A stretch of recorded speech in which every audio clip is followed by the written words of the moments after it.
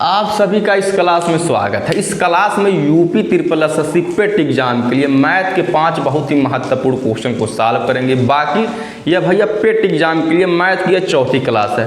बस आपसे यही एक रिक्वेस्ट है कि क्लास को आप लास्ट तक देखिए, उसके बाद तब कमेंट करें कि क्लास कैसे लगी। अब हम आपका ज़्यादा समय न लेते हुए सीधे हम आ जाते हैं अपने क्वेश्चन नंबर फर्स्ट, क्योंकि आपका समय बहुत ही कीमती है। आपको क्वेश्चन यहाँ पे दिख रहा होगा। अब क्वेश्चन को पढ़ा जाता है, उसके बाद किया जाता है भैया सॉल्व। तो हमारा पहला क्वेश्चन है, क्वेश्चन आपको यहाँ पे दिख रहा होगा। एक परीक्षा में उत्तीर्ण होने के लिए, उत्तीर्ण का मतलब होता है पास होने के लिए, न्यूनतम अंक 45% हैं। एक विद्यार्थी 300 अंक प्राप्त कर 60 अंकों से अनुत्तीर्ण हो जाता है। अनुत्तीर्ण का मतलब है कि भैया फेल हो जाता है। परीक्षा के कुल अंक है। पहली बात तो यह है, इस क्वेश्चन में यह बोला कि परीक्षा में केवल उत्तीर्ण या केवल पास होने के लिए मात्र 45% अंक चाहिए। ये कोई रैंक नहीं है, केवल पास होने के लिए 45% अंक चाहिए। यानी कि अब ये पास का परसेंटेज है। अब एक बात आगे बोला है, एक विद्यार्थी 300 अंक प्राप्त करता है तभी वह 60 अंक से अनुत्तीर्ण हो जाता है या फेल हो जाता है। कहने का मतलब ये है, अगर वह भैया 300 अंक अगर प्राप्त करके भी 60 अंकों से फेल हो जाता है। अब ध्यान से अगर हम देखेंगे, अगर ये पास का परसेंट है तो भैया इधर पास का नंबर भी बना लेते। कहने का मतलब ये है कि संबंधवा बनता है, दोनों तरफ सेम बनता है। अगर ये पास का भैया अगर ये परसेंट है तो इधर हमको पास के अंक लाना पड़ेगा। अर्थात वह जब 300 अंक अगर प्राप्त किया है, अगर 60 अंकों से अगर अनुत्तीर्ण या फेल हो गया तो भैया 60 इसी में जोड़ देते हैं। कहने का मतलब यही है, जब हम भैया 300 में जब हम 60 जब जोड़ देंगे तो भैया केवल पास हो जाएगा। अब ये पास का परसेंटेज बन गया, इधर भैया पास के अंक हो गए, यानी कि दोनों तरफ रिलेशन अब सेम बन गया। अब 300 में अगर हम 60 जोड़ेंगे आ जाएगा 360। अर्थात कहने का मतलब यही है कि 45% का जो मान है 360 के बराबर। क्यों? क्योंकि ये पास के अंक है, इधर पास का परसेंटेज है। कहाँ के भाई रिलेशनवा जो बना था वो सेम बना था, दोनों तरफ का सेम होना चाहिए। अब यही बोला है आगे कि परीक्षा के कुल अंक है, तो कहने का मतलब है परीक्षा के कुल अंक अर्थात 100% का मान पूछा है, तो 100% का मान हम निकाल लेते हैं। अब 360 गुणे 100 बटे 45। अब इसको हम करते हैं सॉल्व। अर्थात 9 5 45, 9 चौके 36, उसके बाद लगा देंगे एक भेली। अभी भी कटेगा 5 करने 5 5 8 40। अब कोई संख्या कटेंगे नहीं, काट कट चुके हैं। अब 8 करने 8, उसके बाद लगा देंगे 2 भेली। अर्थात कहने का मतलब ये है कि परीक्षा के जो भैया कुल अधिकतम अंक है 800 है, जो कि ऑप्शन नंबर हमारे बी में दिया गया है। केवल आप लास्ट तक जुड़े रहे, केवल आप लास्ट तक जुड़े, बस आपसे यही एक रिक्वेस्ट है केवल मैं। उसके बाद तब कमेंट करिएगा कि क्लास आपको कैसी लग रही है। अब हम आ जाते हैं अपने क्वेश्चन नंबर नेक्स्ट पे। क्वेश्चन आपको यहाँ पे दिख रहा होगा। अब हम आते हैं अपने क्वेश्चन पे। तो क्वेश्चन हमारा है x² मल्टीप्लाई बाई ब्रैकेट में भैया x पे पावर 5 भागे x पे पावर 4 का सरलतम या सरल रूप है। पहली बात तो यह है, इस चैप्टर का नाम भैया है एक्सपोनेंट एंड पावर। अब इन दोनों में हम पहले सबसे सॉल्व करेंगे भैया ब्रैकेट वाले को। एक बात, आप एक नियम पढ़े होंगे, अगर हम ध्यान से देखेंगे यहाँ पे बेस इसको बोलते हैं पावर। जब बेस सेम होता है, इसका एक नियम यह होता है a पे पावर m भागे a पे पावर n। सेम इसी के जैसा भैया है। अब एक बात, अगर बेस जब सेम होता है तो हम उसको लिखते हैं एक बार। अगर इसके बीच में अगर भैया डिवाइड या भाग का साइन है तो भैया पावर को हम कर देते हैं माइनस, अर्थात m माइनस n।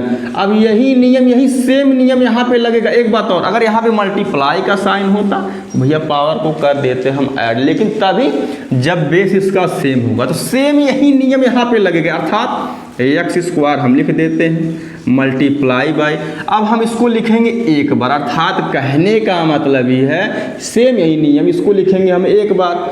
अब बीच में अगर डिवाइड या भाग का साइन है तो भैया जैसे हम यहाँ पे पावर को यानी कि इसको माइनस किए हैं, सेम इसको भी हम माइनस करेंगे, यानी 5 में 4 1 आ जाएगा।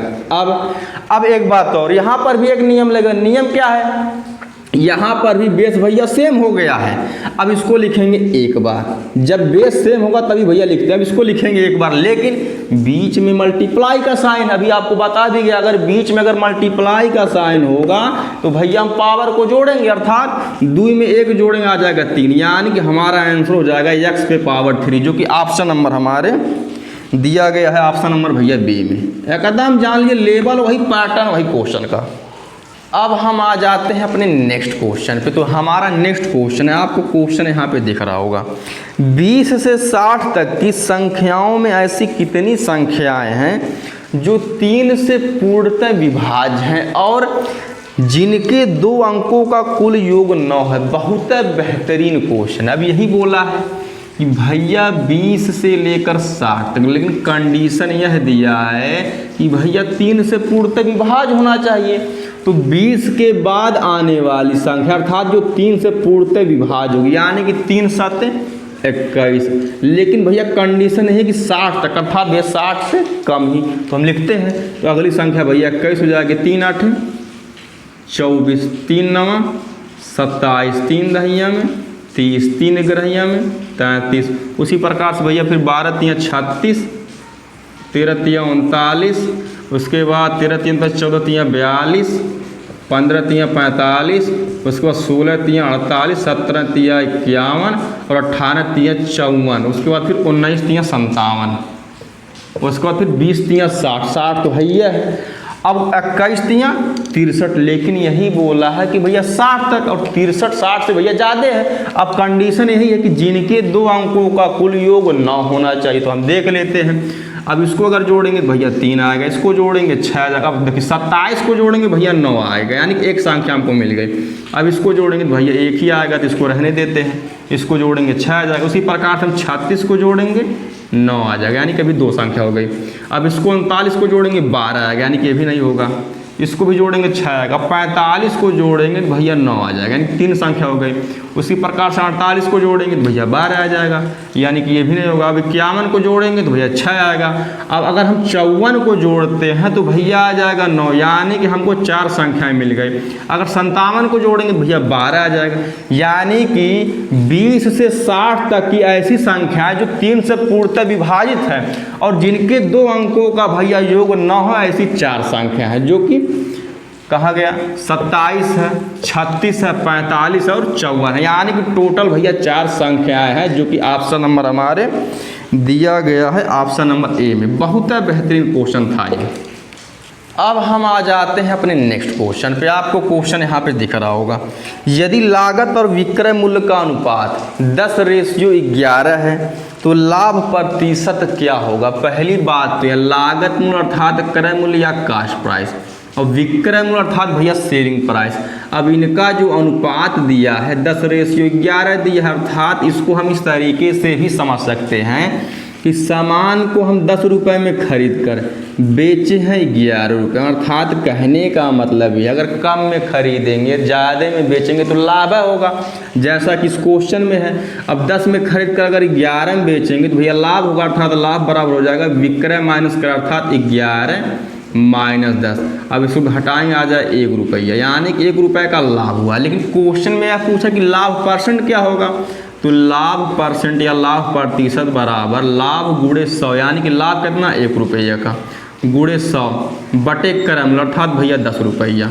अब जब हम इसको कट करेंगे तो भैया 10 बार में कट जाएगा, 10 एकड़ 10%, अर्थात कहने का मतलब ये है इस सौदे या इस व्यापार में हमको 10% का लाभ हुआ है, जो कि ऑप्शन नंबर हमारे सी में दिया गया है।